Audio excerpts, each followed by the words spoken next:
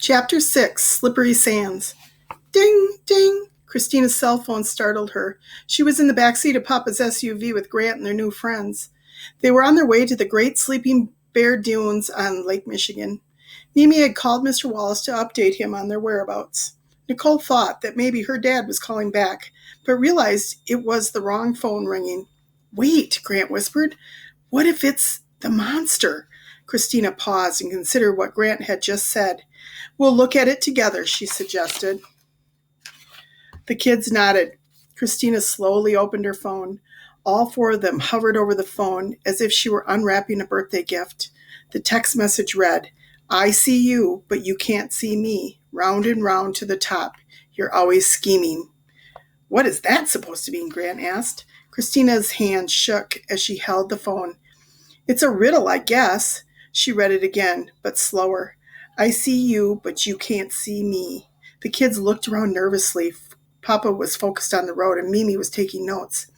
Can't be from Mimi or Papa, Grant whispered. Yeah, Christine agreed and shook her head. I was actually hoping that Mimi sent it, but she couldn't have. Grant and Dominic popped their head up and looked back to see if anyone might be following them.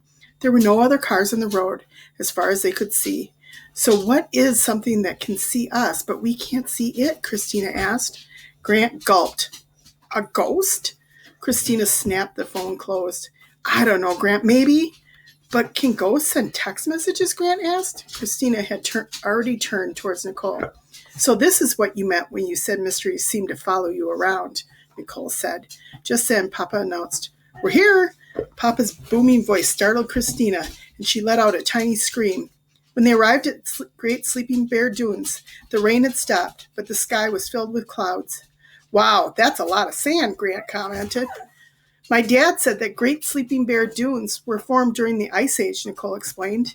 And believe it or not, Lake Michigan was once filled with ice. When the glaciers moved through here, they crushed the rocks into sand. The wind piled the sand into great dunes, including the one shaped like a bear. That's how this national lakeshore got its name, added Dominic. Your friends are right, Mimi said. The kids all lined up in front of what looked like a giant wall of sand. Does the sand ever end? Grant asked. It does, Papa said, but you'll have to work to get there. Sure glad I wore my sneakers today, Mimi said, looking down at her white shoes with red shoelaces. We have a long climb ahead, kid, she reported. I'm so glad Dad agreed to let us climb the dunes, Nicole said. Come on, let's race, Dominic dared Grant and the girls. The kids ran past Mimi, ready to tackle the first dune. The air was crisp, and a cool breeze swirled sand into the air at the base of the dune. At first, they sprinted quickly, but as the dune got steeper, they found that the sand made their travel difficult. For every step they took, they slid backward a bit, the sand floating downhill. Ugh, Christina yelled. This is hard, Grant said. My shoes have a ton of sand in them. The kids all flipped off their shoes, fearing carrying them would be easier than wearing them. Christina stopped Nicole, whose hair had come loose from its hairband, leaving a tangled mess. Nicole reached up to smooth and retie her hair. Christina bent over with her hands on her knees and breathed hard. Grant and Dominic plopped down on the sand next to her.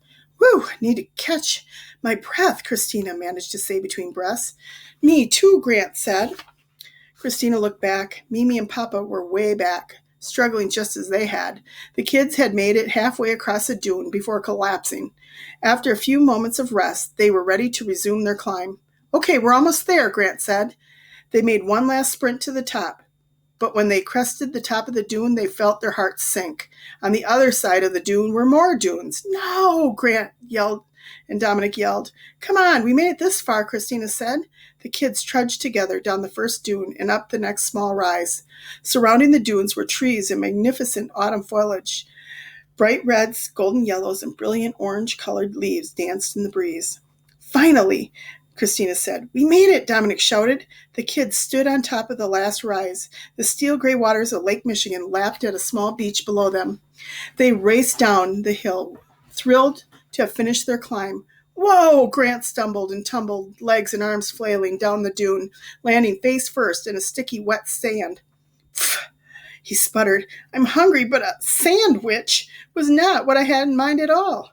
Oh, look, Christina pointed out into the water. There's something on that horizon. I think it's a boat.